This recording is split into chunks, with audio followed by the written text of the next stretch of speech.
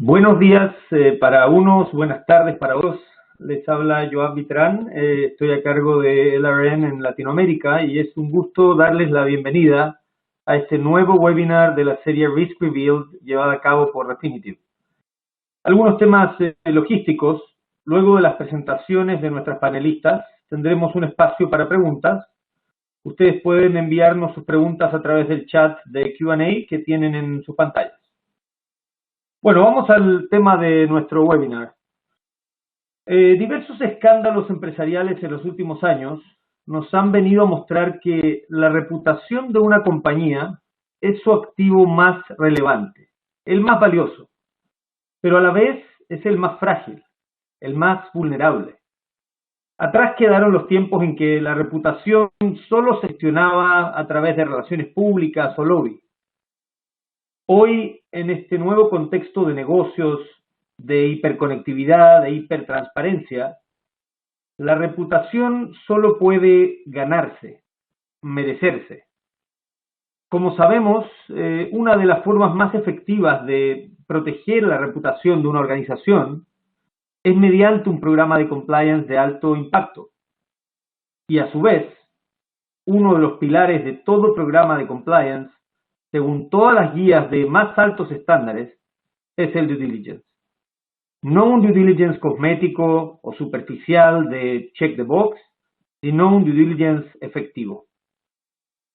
Hoy escucharemos a tres profesionales expertas con gran experiencia en compliance de diversas industrias y geografías. Patricia Cosa, gerente legal y de compliance para las Américas de Goldfield. Angie Armour, Chief Risk and Compliance Officer para Latinoamérica de Orpea. Y Sandy Orozco, gerente de auditoría y cumplimiento de Jaguar Energy. Vamos a comenzar entonces con la presentación de Sandy Orozco de Jaguar Energy. Sandy, por favor. Ok, muchas gracias, Joab. Buenos días a todos y buenas tardes a los demás, como decía Joab. Y bueno, como comentó, yo soy Sandy Orozco, gerente de auditoría interna y cumplimiento de Jaguar Energy. Y bueno, los temas de compliance siempre me han parecido bastante interesantes. Yo me gradué en la Universidad de Illinois en Chicago en el 2001 y luego seguí en el 2002 con maestría. Esos 2 años, como saben, fueron años donde hubo varios eventos de corrupción, ¿verdad? Entonces, desde ahí, como dijo Joab, ha tomado cierta relevancia o aún más importancia el tema de compliance, ¿verdad? Y en específico, el tema que vamos a ver hoy es debida diligencia, due diligence en inglés. En el caso nuestro, nosotros completamos calificaciones para agentes, contratistas, proveedores y consultores. La empresa, por requerimiento de política de FCPA o anticorrupción, debe completar debida diligencia para conocer a sus agentes y socios comerciales que van a interactuar con oficiales o entidades de gobierno en nombre nuestro, ¿verdad? En nombre de la empresa. Este es lo más crítico que debemos cubrir como parte del área de compliance. Luego también la empresa ha incluido a otros socios comerciales claves y de alto riesgo, aunque no nos vayan a representar como oficiales de gobierno, ¿verdad? Pero aún así se realiza una calificación cuando son importantes. ¿Qué incluye esta debida diligencia? Bueno, debemos efectuar confirmaciones con fuentes independientes y confiables que puedan incluir cartas de referencia, como vamos a ver más adelante. Dentro de esto hay que determinar la reputación de la empresa o persona con la que vamos a trabajar en cuanto al comportamiento ético y su integridad. Como parte de esta debida diligencia, se debe presentar una solicitud para obtener información básica y referencias. Esto nosotros lo hacemos en un sistema que fue creado por el área de TI, fue creado in-house. No es necesario que sea un sistema tan técnico, ¿verdad? Sino puede ser algo sencillo y donde ustedes obtengan información básica que les va a servir para realizar su revisión. Dentro de esto mismo, solicitamos y documentamos la información de la propiedad, es decir, quiénes son los dueños, quiénes son los accionistas, ¿verdad? Eso es muy importante de tener. Si tienen empresas también propietarias, que lo documenten en este mismo sistema. También sus antecedentes comerciales, ¿verdad? Luego, como parte de la revisión de cumplimiento, primero incluimos una búsqueda de sanciones en la página de OFAC, en la página de OFAC FINRA. Ahí se ingresan el nombre de la empresa, el nombre de los accionistas, de los dueños y otros, por ejemplo, directores, si tenemos, es importante obtenerlos más bien y colocarlos dentro de esta página, porque si hay alguna sanción, aparecerá en esta como un hit o una coincidencia. Luego revisar las referencias, ¿verdad? Si deben proporcionar referencias y hay que validarlas, ¿verdad? Ver qué es lo que dicen otros de esta empresa o persona con la que se quiere trabajar. Luego ver si hay algún tema en departamentos de Estado o el gobierno, ¿verdad? Eso podría ser importante. Y también lo que hacemos es revisar reportes de publicaciones y noticias, ¿verdad? Puede sonar algo muy sencillo, ¿verdad? Pero hacer una búsqueda en Google o en el buscador de su elección, esto puede dar bastante información, aunque a veces suene como, bueno, tal vez no, ¿verdad? Pero sí, a nosotros nos ha funcionado y hemos encontrado bastante información acerca de empresas con las que se querían trabajar. También hay una página que se llama FCPA Blog. Ellos también emiten artículos acerca de corrupción, ¿verdad? Cuando hay algún caso en contra de las empresas. Y esto en nuestro caso, como les comentaba antes, es importante porque la empresa es responsable por cualquier violación a la FCPA cometida por terceros en nuestro nombre. Entonces, sí le tenemos que poner mucha atención. Y bueno, también como parte de la revisión, debemos de tener en cuenta que pueden surgir ciertas banderas rojas, ¿verdad? Y acá sí surgen, bueno, es de parar y decir, bueno, ¿qué sucede? Y debemos de seguir con esta empresa o con esta persona, ¿verdad? Porque, por ejemplo, si se rehusan a certificar cumplimiento con FCPA o anticorrupción, esto podría ser una señal bastante fuerte, ¿verdad? Entonces ahí hay que ver qué está sucediendo. Que no quieran hacer un contrato, ¿verdad? Por escrito. Eso podría ser también algún indicio, porque en realidad los contratos tienen las condiciones, términos y condiciones para que nos cubren a ambos, ¿verdad? Que exista falta de transparencia en gastos o registros, esto obviamente, ¿verdad? Falta de calificaciones o experiencia para prestar sus servicios. Esto podría ser un indicio. Que se basen únicamente en relaciones cercanas con oficiales de gobierno y que no tengan experiencia, ¿verdad? Entonces, que solo sea porque, bueno, yo conozco a tal persona en el ministerio. Esto hay que revisarlo bien. Que soliciten efectivo en lugar de realizar una transferencia electrónica. Esto en realidad no es permitido en nuestra empresa, ¿verdad? Ya que el efectivo, si se paga el efectivo, como sabemos, no quedaría ninguna trazabilidad, ¿verdad? Luego, si sugieren múltiples agentes para el mismo alcance del trabajo, esto podría ser algún indicio de alguna comisión extra, ¿verdad?, que se está dando. Bueno, que haya información incompleta, ¿verdad?, o que tengan unas revelaciones que sean inadecuadas, las que se requirieron, hay que ponerle atención. Luego, solicitudes de pago a terceros o a un tercer país. En realidad, subcontratar normalmente no es permitido y si sí, nos deben de avisar porque debemos saber con quiénes estamos trabajando, ¿verdad? Que haya evidencia de violaciones pasadas de las leyes o políticas, que la reputación de las prácticas comerciales sean sospechosas o faltas de ética.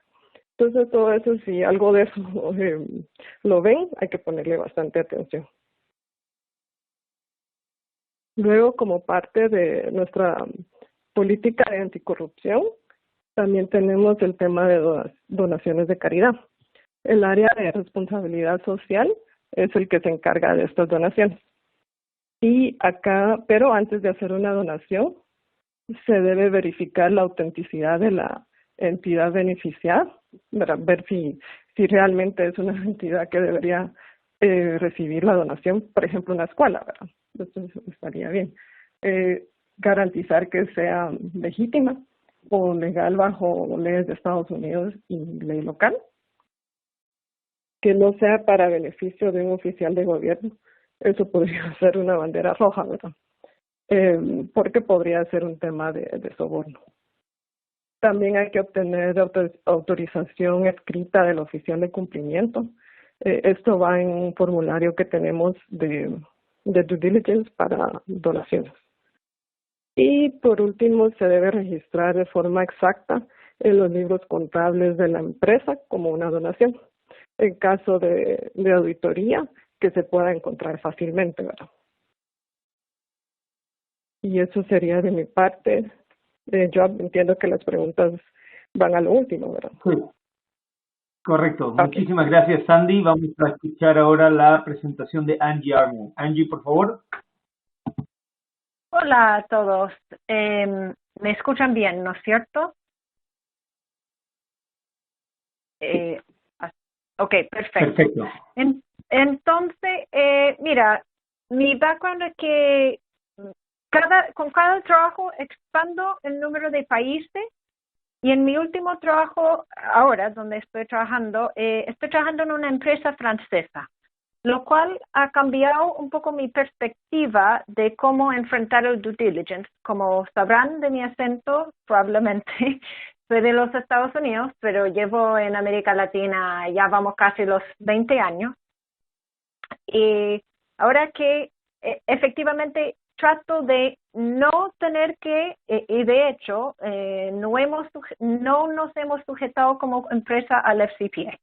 Entonces, me preocupa SAPAN y yo creo que lo otro que debe preocuparnos más, UK Bribery Act, que es bastante más fuerte con el cohecho privado, y también el derecho local. Hemos hablado poco de Brasil, pero Brasil es parte de América Latina y tiene una ley doméstica bastante fuerte. Entonces, con todo eso, hay que pensar en dónde estás operando. Yo puse algunas cosas porque la reputación se puede afectar en distintas maneras y cada una de esas cosas yo creo que lo tienes que pensar en dos factores. Uno, la empresa con la cual estás haciendo negocios y segundo es la persona con la cual estás haciendo negocios. Porque dependiendo en cada uno de estos y afectado por el riesgo país, en algunos países inclusive hay un riesgo regional. México no es lo mismo hablar de Ciudad de México que Monterrey o de Guadalajara. Entonces me imagino que hay mexicanos aquí que pueden saber mucho más que yo. Pero es importante pensar en eso. También es importante considerar qué tipo de proveedor y qué es lo que hace tu empresa y cuál es el número de proveedores. Yo he trabajado en empresas que tienen miles. Va a ser imposible hacer probablemente algo más que un sanctions check para asegurar que no están en listas negras. Y yo creo que si vemos algo de la historia de los monitoreos y de las investigaciones, lo peor que puedes hacer es comprometerte a hacer algo que no vas a hacer. Entonces, si yo digo que voy a hacer un due diligence exhaustivo a todos mis proveedores, pero tengo 4,000, probablemente debo tener cuidado. Pero volviendo al slide, entonces yo tengo corrupción que afecta a empresas y individuos, narcotraficantes, y aquí quiero llamar la atención a algo que acabo de aprender este año, extinción de dominio, que según yo me encantaría saber si hay más países. Es una figura en el derecho colombiano que hace que si yo estoy comprando una propiedad, yo lo veo en el contexto de propiedades, que tiene algún vínculo con un narcotraficante, me pueden expropiar en cualquier minuto, independiente de mi conocimiento o lo que debería haber conocido. ¿Por qué hablo de reputación? Porque qué feo que tienes construido todo tu negocio vienen y dicen, que tú estás haciendo negocios con, por ejemplo, el Fantasma o Pablo Escobar o lo que sea. Lavado de activos. Pucha que es difícil en América Latina saber quién es el beneficiario final. Menos Brasil, que me encanta que pones el número de identificación y te dicen quién tienen registrado como beneficiario. Medio ambiente, si tu socio de repente es cuestionado de haber contaminado toda una zona y tú no lo habías previsto, puede echar a perder una relación de largo plazo que tú ya tienes comprometido. Y dado que un causal de término normalmente no es medioambiental, yo creo que hay que fijar el ojo ahí. Human trafficking, el tráfico de personas, puse humanos, perdona, pero es tráfico de personas y todo lo que tiene que ver con trabajo infantil y condiciones de trabajo puede tener un efecto grave. Por eso, algunas empresas tienen auditorías con respecto al suministro y yo creo que es algo que debemos probablemente en el tiempo considerar más. Privacidad de data. Aquí llamo la atención a qué tipo de data estás tratando. Porque si tú estás tratando data sensible o si estás vendiendo data, ahí sí, ojo, que eso puede tener un efecto reputacional importante. Usar las herramientas adecuadas. Eso ya lo vimos en la presentación anterior. Solamente quiero llamar la atención. PEP locales. Si alguien tiene buenas fuentes que no sean en las bases de datos, por favor avísame. Estamos haciendo con Refinitiv que tienen WorldCheck. Yo he usado otras bases de datos y la verdad que no tienen. Entonces depende de ti usar las herramientas que están a tu alcance. Yo, en general, no es que quiero hacer publicidad a una empresa que ahora está enfrentando varios cuestionamientos reputacionales de ellos mismos, pero Google es bien bueno porque encuentras blogs y los blogs te hacen entender cosas que a lo mejor no puedes constatar, pero te ayuda a hacer las preguntas relevantes. También uso mucho los bases de prensa.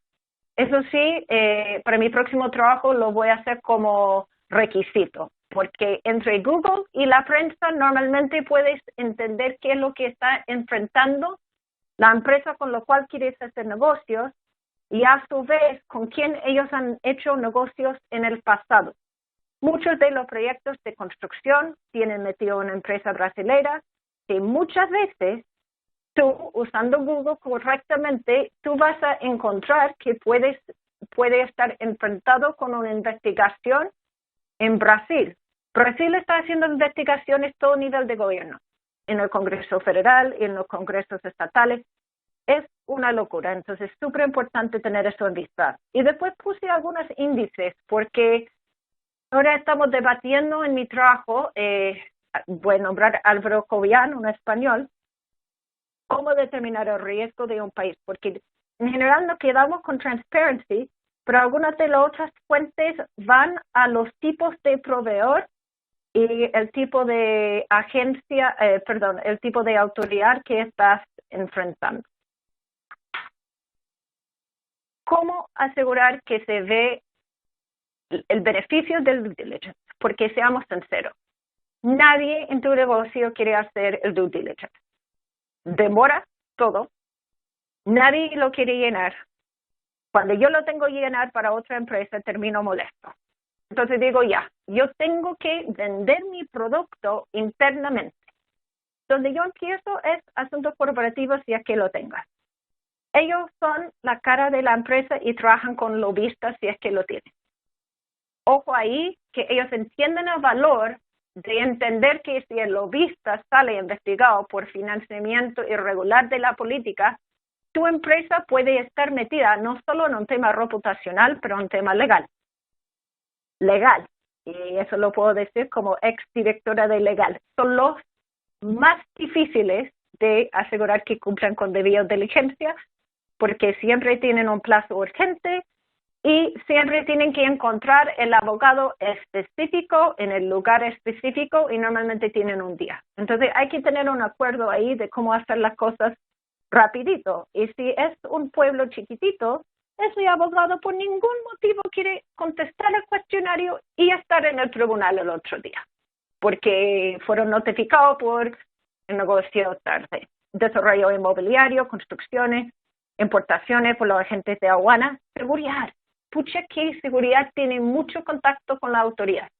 Y si tienes un externo, tienes que entender quién representa la empresa y cómo te quieres proteger y qué tipo de capacitación puede ser necesario, y tus empleados en general.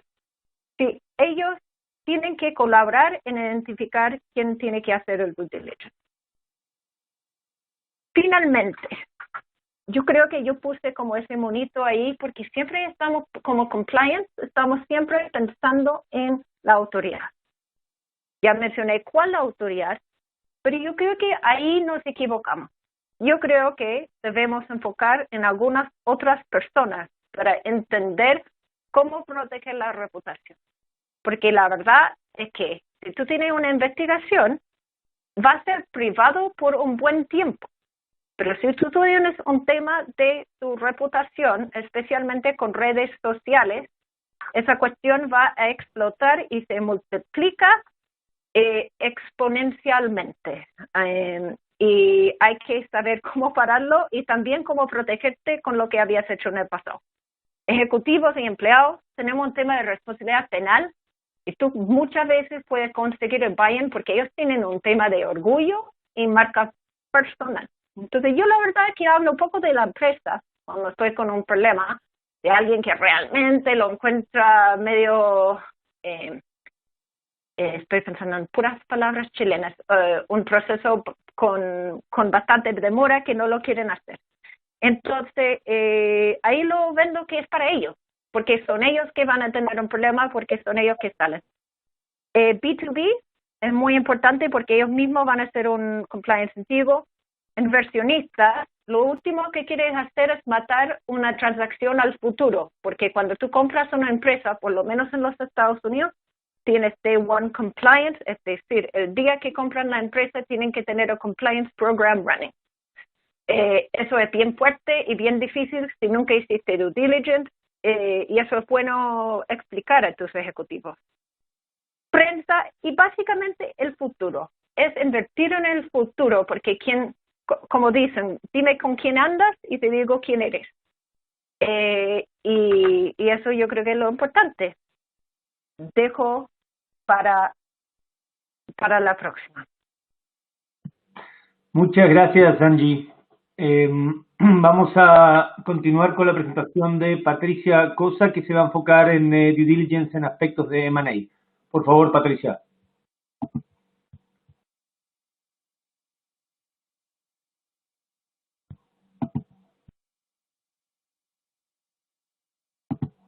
Patricia.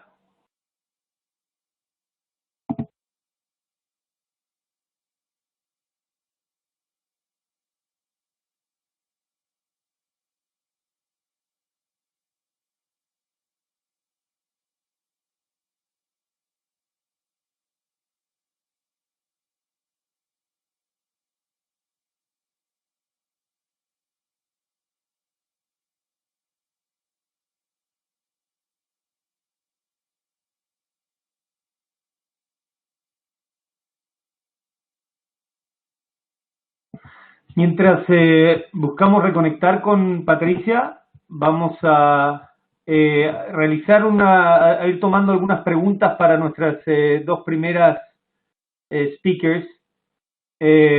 Voy a comenzar. Sandy, primero, ¿cómo o para ambas en realidad, cómo han visto la incorporación de aspectos de ESG y de derechos humanos en los procesos de due diligence? Sandy, si quieres empezar, y después va Angie. Gracias. Sí, gracias, Joab. Sí, bueno, en el caso nuestro es bastante importante, ¿verdad? Ya que por ser una planta generadora tenemos que tener en cuenta mucho el tema de responsabilidad social, ¿verdad? Y derechos humanos. Entonces, incluso antes de que fuera que entrara en producción la planta, se tuvo que haber hecho un estudio, ¿verdad?, en el que se hizo y se determinó un estudio ambiental y también que incluye responsabilidad social. Y eso es lo que tenemos que incorporar. Entonces, en los temas de due diligence, lo incorporamos, ¿verdad? Sí. Yo creo que regresó Patricia. Sí. Sí, hola, ¿cómo están? ¿Patricia? Aparece con la señal. Sí, no. Sí, ¿cómo No te están? preocupes. Dejemos que concluya Sandy su respuesta, que estábamos cubriendo con una pregunta, y vamos a tu Por supuesto. presentación de inmediato. Muchas gracias. Termina, Sandy. Gracias. Gracias. Ok, gracias a ambos. Sí, y entonces, como tu pregunta era en realidad, ¿verdad?, cómo lo cubrimos como en parte de lo de due diligence, y esto se incorpora. Hacer alguna donación, por ejemplo, como lo mencionaba, se tiene que revisar, ¿verdad?, que esa donación que sea en realidad para una entidad que es real, ¿verdad?, y que sí sea una donación, sino que vaya a ser un tema de soborno que no nos demos cuenta, ¿verdad? Yo creo que te respondería a tu pregunta, ¿verdad, yo? Sí, muchas gracias. Vamos a pasar a la presentación de Patricia. Por favor, después continuamos con las preguntas. Gracias. Patricia. Muchas gracias, Joab. Buenas tardes, buenos días, según corresponda. Gracias por la invitación también. Quería en esta oportunidad abordar el compliance en due diligence desde lo que son fusiones, adquisiciones, proyectos. Personalmente llevo más de 10 años en una empresa minera, muchos de los cuales han estado dedicados a proyectos y exploraciones, a tratar o celebrar acuerdos, ya sea de venta, adquisiciones, joint ventures. Entonces, ¿qué es y para qué y por qué hacemos compliance? Y en particular, ¿por qué hacemos due diligence a profundidad y con detalle en lo que son mergers and acquisitions, que es como un poco como se le dice a este grupo de transacciones? Como ya lo han bien mencionado los profesionales que hablaron hace un momento, es reputación. Reputación. No queremos que, por ejemplo, nos vean asociados o sabernos asociados con la carga moral que implicaría a minería ilegal, lavado de activos, violaciones de derechos humanos, mano de obra infantil. El nombre de la compañía es un activo que tenemos que proteger y como tal tenemos que asegurarnos no estar vinculados a ese tipo de actividades. Además, queda claro y nos dicen por qué compliance es caro. Bueno, intentemos no compliance, y es algo que es muy común. La exposición financiera, la exposición a demandas civiles, penales, luego de adquirir un activo que finalmente resulta muy contingente. Estamos nosotros en particular también sujetos a la FCPA, tenemos las regulaciones internacionales de las bolsas en las que cotizamos, y los costos de investigaciones posteriores y sanciones monetarias que entendemos y lo conocemos y lo reconocemos pueden ser altísimos. Puede llegarnos a costar mucho más que el beneficio que podemos obtener de la transacción. Y finalmente, siendo empresas que cotizamos en bolsa, es el impacto en el mercado. El no haber hecho un due diligence adecuado puede generar también afectaciones al valor de nuestras acciones en bolsa. ¿Para qué entonces? Tenemos que ser conscientes que siempre en una transacción se asumen contingencias. Pero lo que tenemos que tener claro es qué contingencias estamos dispuestos a asumir y cuáles no. Aquellas evidentemente vinculadas a actos de corrupción, para nosotros es un no. Pero claro, siempre existen otro tipo de contingencias que se tendrán que evaluar, valorizar, monetizar y tomar una decisión. Y finalmente esta evaluación de riesgos tiene que ser pre y post transacción. Una vez celebrada la transacción, tenemos que saber qué riesgos estamos asumiendo y cómo los vamos a manejar. ¿Cómo hacemos este due diligence de transacciones? Primero, como ya comentaba, basado en riesgos, y es importante identificarlos. Las decisiones de mitigación de riesgos, tener claros cuáles van a ser nuestras actividades posteriores para mitigar aquellos riesgos que estamos identificando. Entender nuestro negocio es básico. Somos una minería de tejo abierto, una minería subterránea, operamos nacional o internacionalmente, con quién nos vamos a relacionar, es una junior, es una empresa establecida. es importante conocer bien nuestro negocio, pero también el de la otra empresa. Nosotros nos guiamos particularmente de las guías del Departamento de Justicia de Estados Unidos para la evaluación de los programas de compliance. Y es algo que es bien importante. No solamente es el hacer el due diligence para decir cumplir con el due diligence, sino que nuestro directorio, la alta gerencia, está consciente de que estamos genuinamente preparados para detectar algo crítico, un tema vinculado a corrupción, por ejemplo, apartarnos de la transacción, por más valiosa o económica que ésta pueda haberse pensado. Y finalmente la revisión y post-implementación o las remediaciones que correspondan de aquellos riesgos que sí sean tolerables para la empresa. ¿Cómo lo hacemos? Intentamos ponerle mucho foco en los problemas desconocidos. Cuando enviamos unos requerimientos de información, no nos van a dar la lista de todos sus problemas. Incluso hay problemas que la misma empresa no puede no saber que los tiene. Entonces, entramos a hacer preguntas, entramos a buscar las cosas que no son evidentes, buscar más allá de lo evidente. Preferimos no hacer due diligence únicamente documentales. Creemos que en el documento el papel aguanta todo, como se dice en Perú, y es que tenemos que tener conversaciones, visitas. Nosotros hacemos, por ejemplo, desde el lado de compliance, visitas a los proyectos mineros que evaluamos, porque eso te permite tener contacto con el personal, con la gente operativa, con las personas en campo, y poder identificar situaciones que podrían ser críticas. Documentar, si bien decimos que no solamente basarnos en documentos físicos, pero sí es necesario documentar nuestro proceso de due diligence como una referencia también de que efectivamente se realizó y se realizó bien. Tenemos equipos de proyectos colaborativos, van todas las áreas, pero algo que nosotros tenemos, y porque tenemos a Legal y Compliance en la misma área, es Legal y Compliance es el primero en entrar y el último en salir. Es decir, Compliance tiene que estar desde el día 1, antes de que se sientan a ver si es que la transacción se va a hacer con la empresa A, Compliance tiene que haber sido involucrado. Y es el último en salir porque posterior a una adquisición, a una fusión o cualquier tipo de estas transacciones, tiene que velar porque se implementen los programas de compliance. Y finalmente tenemos la implementación del sistema de integridad de manera inmediata, es decir, adquirimos una empresa o entramos en un joint venture, tenemos que asegurarnos que apenas se haya suscrito el contrato, al día 2 estamos sentados con el equipo de compliance de la otra empresa, si lo tuviera, sino con su directorio, para implementar un programa de compliance adecuado y acorde a nuestros estándares. ¿Qué son para nosotros signos de alerta en este tipo de due diligence? Creo que ya lo han comentado también las profesionales que hablaron hace un momento, y son estas alertas en los sistemas automatizados de verificación. Hay varias empresas, igual no voy a dar nombres, pero es muy fácil encontrar una que nos pueda apoyar. Pasar a la empresa, que es el target, por uno de esos sistemas, nos puede ahorrar mucho tiempo, y desde un inicio estar alertas de las situaciones críticas que pueden presentarse. En historia y reputación igual, coincido en que una búsqueda en Internet nos va a dar mucha información. Vamos a poder encontrar si efectivamente han tenido denuncias, o si no han tenido denuncias, si hay reclamos por falta de licencia social, por supuestas violaciones a derechos humanos. Como decían antes, una simple búsqueda en Google nos puede dar mucha información de la empresa.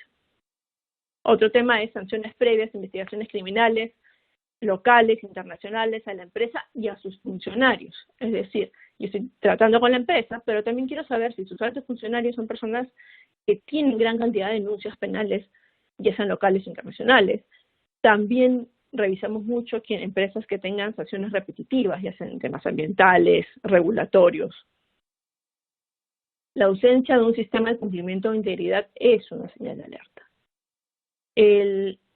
Si la empresa tiene un sistema de cumplimiento o integridad, pero es desconocido por la gerencia o desconocido por el personal, es otro signo de alerta, porque lo que nos refleja y nos revelan en esas entrevistas es que su sistema de integridad es básicamente documental.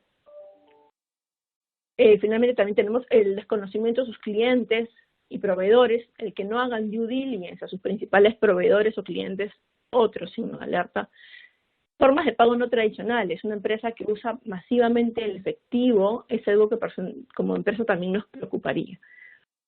Subsidiarias son empresas cuya finalidad no resulta sustentable, es decir, una empresa que tiene los negocios principales bajo 2 o 3 compañías, cada una tiene una serie de concesiones mineras, por decirlo así, pero tiene 3 o 4 subsidiarias más cuya finalidad no puede explicar, pero que reciben en las que entra y sale dinero, efectivo, activos, es algo que a lo que tendríamos que ponerle muchísimo ojo, porque es un signo de alerta. Luego la inexistencia de registros de información, empresas a las que les pides información y no te dan documentación porque no la tienen, y eso porque no la tienen ordenada o porque no cuentan con los registros. Como empresa minera también algo que nos llama bastante la atención y en lo que entramos a poner foco es en el tiempo en el que las empresas obtienen sus permisos. Es decir, si un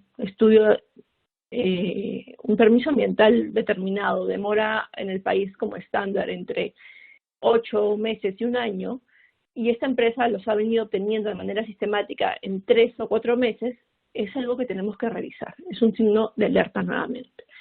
Una empresa también que opera, pese a no contar con licencia social, también es algo que nos preocupa. Prácticas comerciales no usuales, no rutinarias de negocios, cuando hay empresas de venta, de compra de concentrados que nos ofrecen transacciones extrañas, por ejemplo, o en estas transacciones de due diligence para adquisición vemos que los clientes tienen operaciones complicadas, que no pueden ser sustentadas, que no son usuales, es una manera también de levantar este signo de alerta. Y finalmente, empresas que están vinculadas a funcionarios de gobierno. Todo esto son signos de alerta. No quiere decir que porque alguno de ellos se levanta, la empresa o sea corrupta o no se pueda llegar a una transacción con ellos, sino que como legal y como compliance tenemos que entrar a ver si este signo de alerta es efectivamente el reflejo de una situación riesgosa, peligrosa, que puede afectar la reputación de nuestra empresa y que podría finalmente poner en riesgo la transacción. O, en todo caso, cuáles serían los mecanismos para, si es que vemos que no hay corrupción, cuáles serían los mecanismos para finalmente solucionar estas alertas y esos problemas que se presentan. Eso es por mi lado y quedo atenta, Joab, muchas gracias a las preguntas que puedan tener. Muchas gracias a ti por la excelente presentación. Vamos a continuar con las preguntas de la audiencia. Voy a intentar ir consolidando algunas porque van en la misma dirección. También retomando un poco lo que había ya comentado Sandy, ahora la pregunta es para Angie. Considerando que además se desempeña en una empresa francesa, ¿qué particularidades hay en su proceso de due diligence que se vincula a los temas de ESG y derechos humanos y cuál es tu visión sobre este tipo de regulación emergente? Mira, yo creo que hace referencia a una ley francesa que tiene que ver con el deber de vigilancia que tiene una matriz con respecto a las operaciones. Aquí quiero ser sincera, trabajo en una empresa francesa y Francia, a mi juicio, está empezando un proceso normativo que en otros países lleva un poco más de tiempo. Dicho aquello, la autoridad francesa, por lo menos de anticorrupción, es bien agresiva y si alguien quiere chequear su programa, les recomiendo el cuestionario, que no es poco largo, pero es interesante verlo con respecto al approach de los Estados Unidos. También Brasil tiene un checklist que es útil. ¿Por qué hablo de anticorrupción? Porque yo creo que ahí es donde ves un rol normativo un poco más fuerte, pero no soy abogada francesa, ni mucho menos. Pero con respecto a los temas del CSR,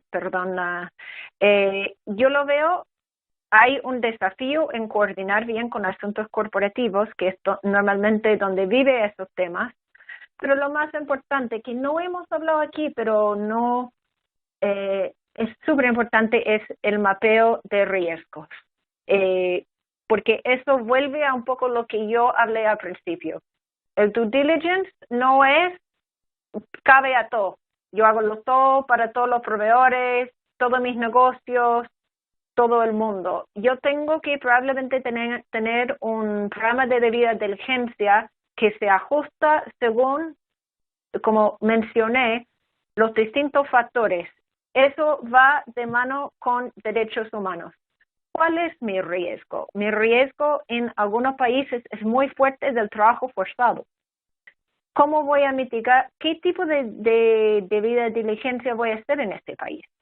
¿Es lo mismo en un país que tiene una autoridad muy activa, que yo puedo contar que están respetando la normativa laboral, o por lo menos hay una autoridad que lo vaya a hacer?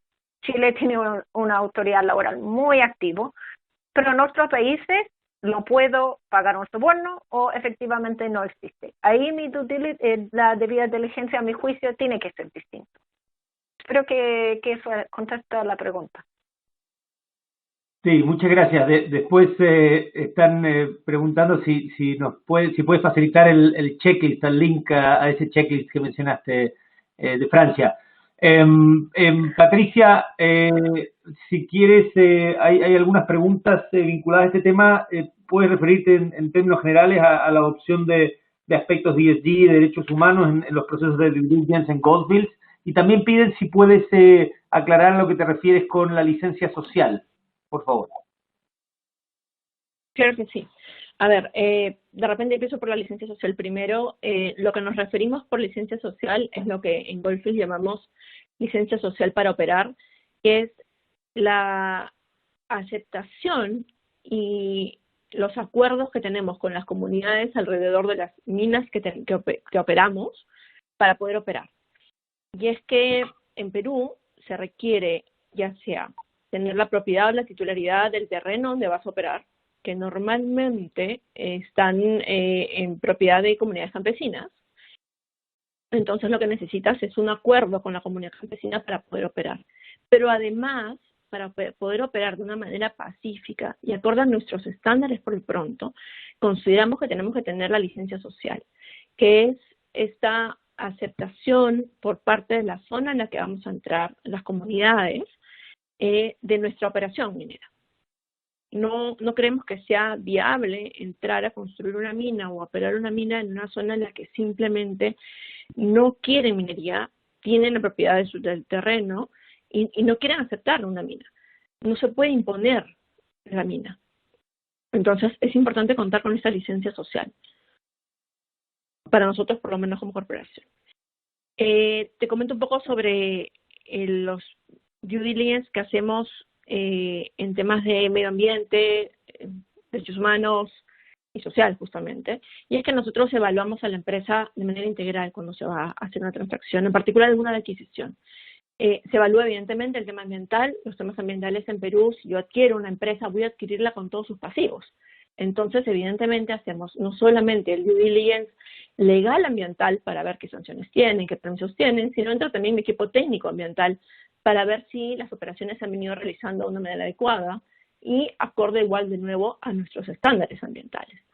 Lo mismo entra también un equipo social para saber si la operación que se pretende adquirir cuenta con esto que nosotros llamamos licencia social, es decir, hay un ambiente de cierta paz y tranquilidad que va a poder permitir la operación minera de una manera tranquila y adecuada. Pero también entran los temas de derechos humanos, y ahí, a modo de ejemplo, una de las cosas que evaluamos es la forma en la que las empresas tienen contratados sus sistemas de seguridad. En el Perú es posible suscribir convenios, por ejemplo, con la fuerza pública, pero para esto y para que sea legal, tiene que haber firmado un convenio formal. Esa es otra de las cosas que verificamos, cuál ha sido el uso de la fuerza pública, el uso de la fuerza también privada, los sistemas de protección de derechos humanos que tienen, si se han adscrito a los principios voluntarios, si los vienen cumpliendo. Entonces, no queremos, igual de nuevo, vernos asociados a una operación minera que está en una violación sistemática de derechos humanos, porque eso afectaría finalmente nuestra reputación. Perfecto, muchas gracias. Muchas preguntas vinculadas al tema de lavado de activos. A ver si podemos empezar con Sandy. y después Angie y Patricia, ¿qué medida utilizan para controlar el correcto uso efectivo, evitando así el lavado de activos?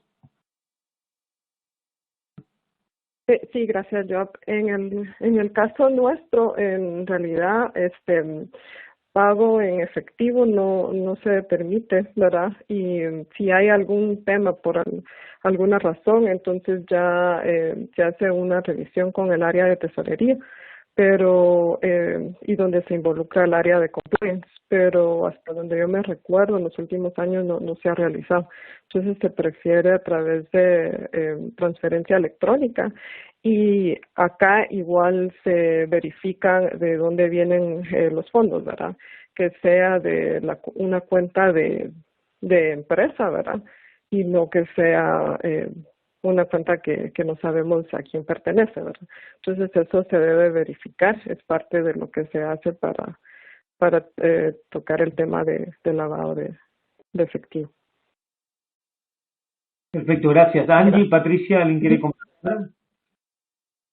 Sí, yo comento brevemente. Yo creo que es súper importante separar un poco el lavado de activos y el uso de efectivo, porque dentro de los controles financieros son dos cosas bastante distintas.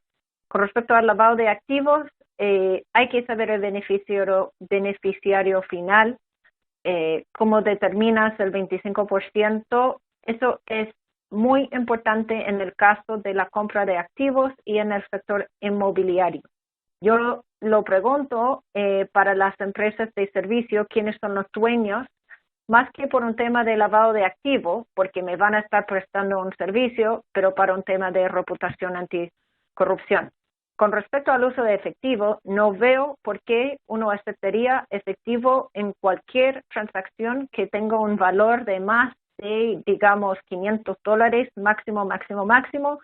En ese caso hay que tener política caja chica, gastos permitidos, prohibidos, y un registro de todo ese tipo de gastos junto con los reembolsos de los empleados.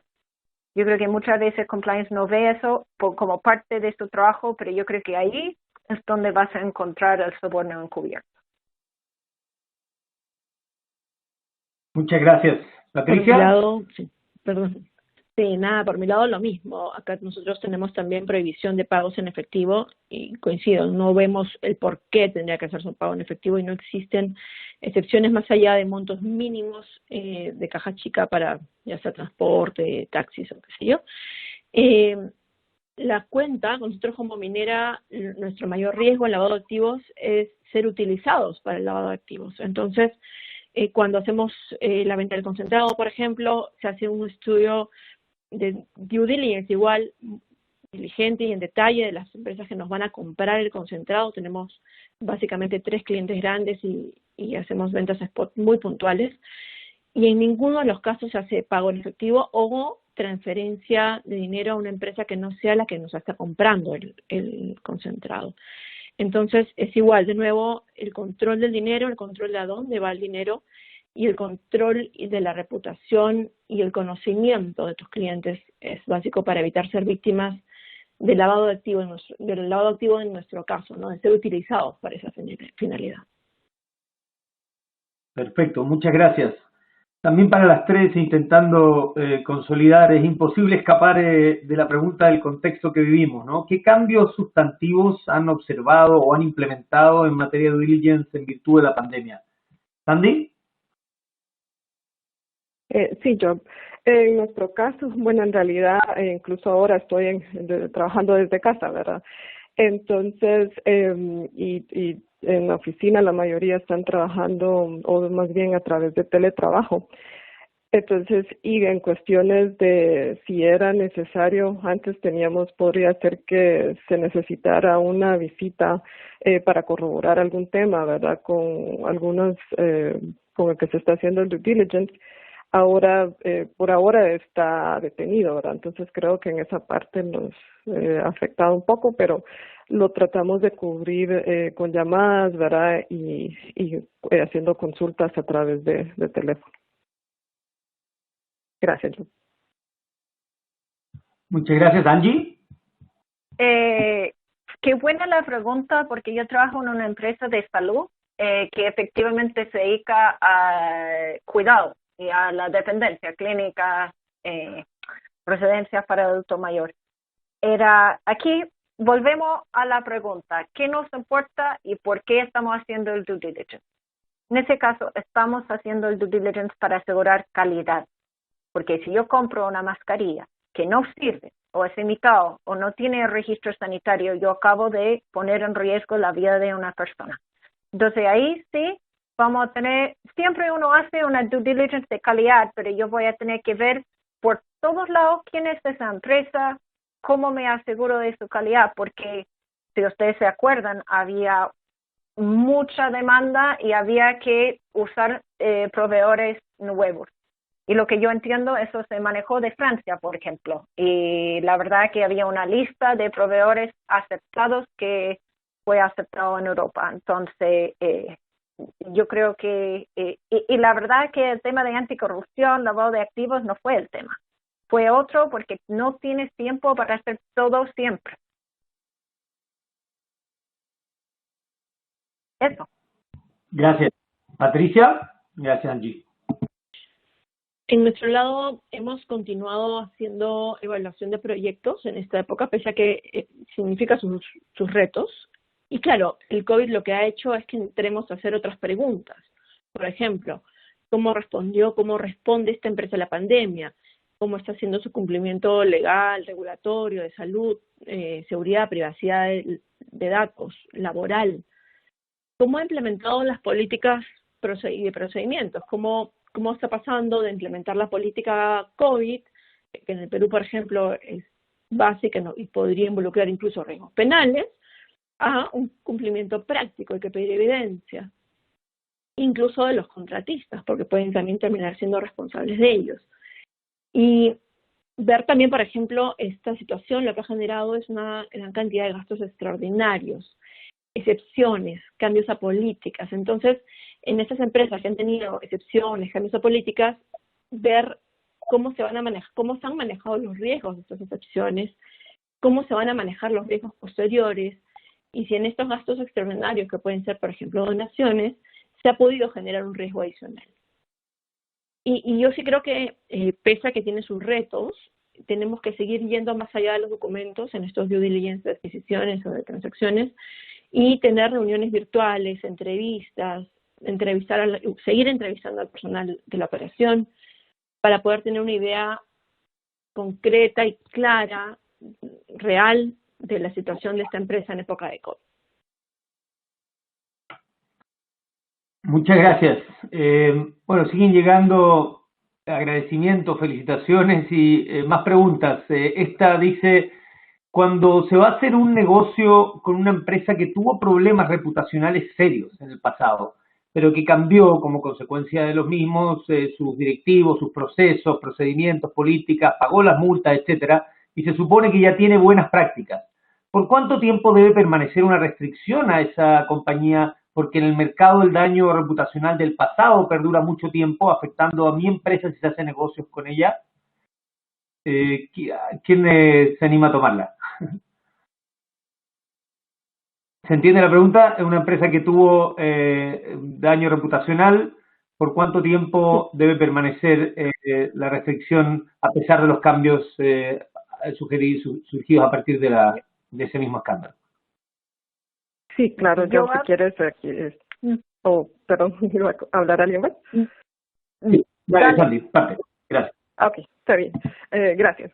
Sí, en nuestro caso, en realidad, cuando el tema reputacional es afectado anteriormente, pero como lo comentaban en la pregunta, ya pareciera que lo han solucionado de alguna manera, ¿verdad? O han ya cambiado incluso los directores, tienen un sistema de cumplimiento robusto, ¿verdad? Que nos pueden mostrar que está funcionando. Yo diría que entra en revisión con el área de compliance, ¿verdad? Lo revisamos y nosotros en la empresa no solo es el área de compliance, sino también con legal y finanzas, ¿verdad? Hacemos una revisión del tema y si vemos que es factible, que que ya no es necesario que siga en la lista negra como lo mencionaste, creo, ahí podríamos hacer una recomendación, ¿verdad? De ver si se puede volver a incorporar a esta posible socio comercial, ¿verdad? Entonces, y creo que, bueno, lo normalmente que hacemos es hacer nuestra recomendación. Ya cuando todos evaluamos todas estas áreas que les mencioné, les recomendamos a gerencia general, ¿verdad? Cómo lo vemos, si es que creemos que sí, después de hacer la revisión. Y ya, bueno, gerencia toma nuestra recomendación, porque eso creo que no lo mencioné antes, pero siempre hacemos una recomendación a gerencia y ellos son los que toman la responsabilidad, ¿verdad? De decir, bueno, sí o no vamos a trabajar con esta empresa. Entonces, y bueno, por lo menos gerencia ha tomado nuestras recomendaciones. No recuerdo que no, que es algo importante siempre tener el apoyo de parte de gerencia, ¿verdad? Eso sería yo. Gracias. Muchas gracias. Angie. Dice básicamente Angie, lo mismo, pero aún más firme. No es una decisión. ¿Me escucha? Sí, perfecto. No es una decisión que tomo yo.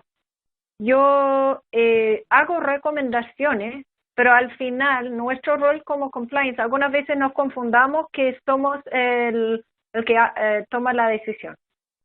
Muchas veces la empresa está dispuesta a correr más riesgo porque ellos saben a dónde van.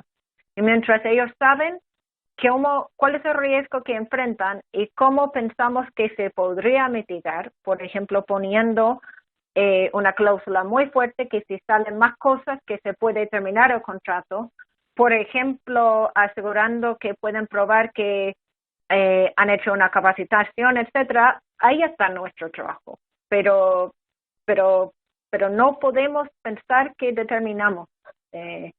Y algunas veces uno se le olvida. Lo mismo con la investigación interna, uno se le olvida que la decisión no es suya. Perfecto, muchas gracias. Patricia, ¿quieres complementar algo? Sí, básicamente en el mismo sentido, nosotros lo que hacemos es una evaluación, en primer lugar, de que esa empresa efectivamente, si estuvo vinculada a temas de corrupción, ya no lo esté. Porque para nosotros, el hecho de que una empresa sí esté en el momento realizando actos de corrupción, se identifique como una empresa corrupta, digamos, aunque suene duro decirlo directamente, ahí sí no podríamos entrar. Tenemos políticas claras nosotros de manera corporativa que sí nos indican eso. Pero sin embargo, si se ve, como dicen en el ejemplo, que no hay ya actos de corrupción, ha habido un cambio de dirección, ha habido implementación de políticas, un nuevo programa de compliance, eso lo que hace nuevamente es hacer esta verificación por la parte del legal y de compliance, emitir esa recomendación, como bien han comentado, indicando sí, se ha verificado que esta empresa ya ha implementado, ha cambiado, no hemos identificado actos de corrupción o situaciones de riesgo de corrupción altos para la empresa, y ya quien tendrá que tomar ahí de nuevo la decisión va a ser el comité ejecutivo, con el soporte también de las áreas de asuntos corporativos y comunicaciones, ¿verdad? Muchísimas gracias. Bueno, con esto vamos a tener que ir cerrando. Agradecemos mucho a nuestras fantásticas panelistas, Angie, Patricia, Sandy, de parte de Refinitiv y LRN. Les agradecemos a todos su atención e interés y los dejamos invitados a los próximos webinars que estaremos organizando. Que tengan todos un muy buen día y gracias.